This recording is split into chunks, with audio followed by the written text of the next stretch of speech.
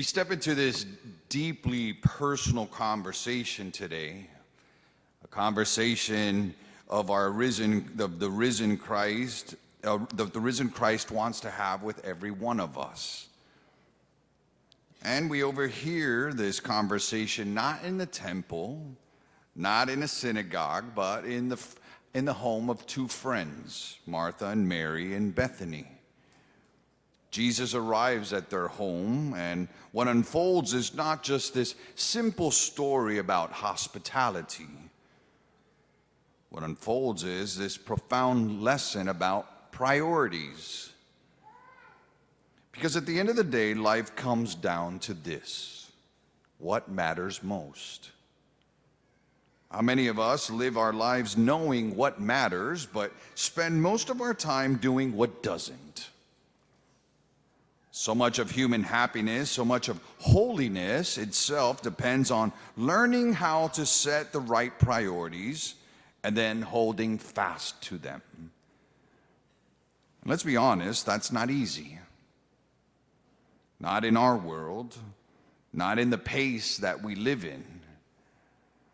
Every one of us feels it: the pressure, the demands, the endless to-do lists, the constant ping of our text messages or emails.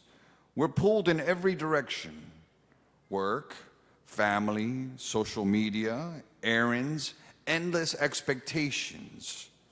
Life has become this giant whack-a-mole game. You remember those when you would go to the fair? You would hit the little whack-a-mole and it would appear on another side, where no matter how fast you swing, it's always there popping up. So what's the result? Well, we start to sacrifice the important for the sake of the urgent. We lose ourselves. And into that chaos, into the distraction, into the exhaustion, Jesus speaks directly to Martha and to every single one of us. Martha, Martha, you're worried and distracted by many things, but only one thing is necessary. Only one thing, he tells her. That should stop us cold. What is that one thing? Let's look at the scene again. Martha's busy, she's serving, she's doing, and none of it is wrong. It's all very good. In fact, hospitality matters. Service matters. Jesus calls us to serve. But here's the critical distinction. Martha is doing all of this while missing the guest himself. She gets lost in all of this busyness. Mary, meanwhile, does something radical. She sits. She listens. It's not that Mary ignores her responsibilities. She simply understands the order. Relationships come before work. Presence before productivity. She realizes that Jesus didn't come seeking what they could give him, but to give himself to them. And that's the difference. Martha was working for Jesus. Mary was being with Jesus. And Jesus says Mary has chosen the better part. Why? Well, because presence must always come before service. So here's the question that Jesus wants us to answer today. What are you choosing? Are you filling your life with distractions, even good ones, while neglecting the one relationship that matters the most? Are you living as if God is your priority, or just saying it while life proves otherwise? Because here's the uncomfortable truth.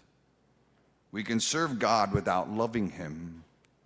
We can work for the church without knowing Christ. Martha wasn't wrong to serve, but she was wrong to put service before presence. And so many of us do that. We give God our leftover time, our distracted prayers, our rushed moments at Mass. We believe in him, but do we sit at his feet How many of you are listening to me now or maybe daydreaming of what's next? What do you need to do for the rest of the day? Or maybe you have to go to Publix, so you have to go do this or that. Do we let him feed us? The priority Jesus speaks about is not just adding God to our to-do list, one thing among many things that I need to accomplish. It's letting him become the very center around which then everything else revolves. It's not asking you to stop working. It's not asking you not to go out and serve. He's asking you to work with your heart anchored in him. He's not asking you to abandon your responsibilities. He's asking you to see him in the midst of it all. Martha's hands with Mary's heart. That's what we need to do. That's the Christian life. Martha's hands with Mary's heart. Let me be practical. Every one of us needs to ask, where am I investing my best energy? Where do my thoughts go when I am bored or tired? Who owns my calendar?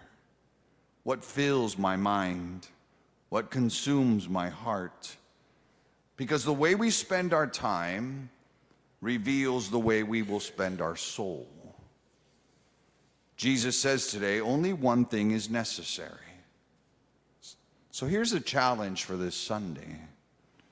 Make prayer, make reading the scriptures the very center of your life, not the leftover. If I have time, Jesus.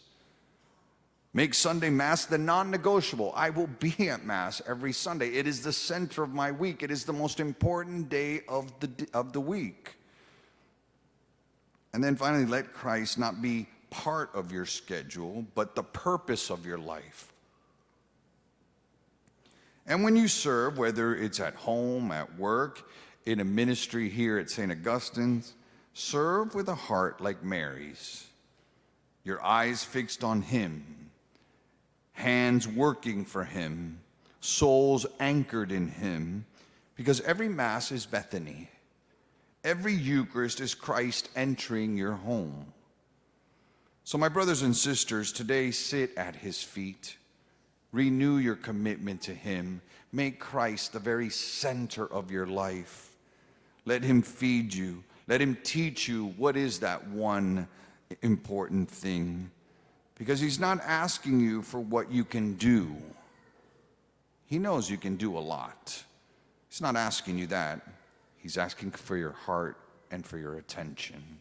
Amen.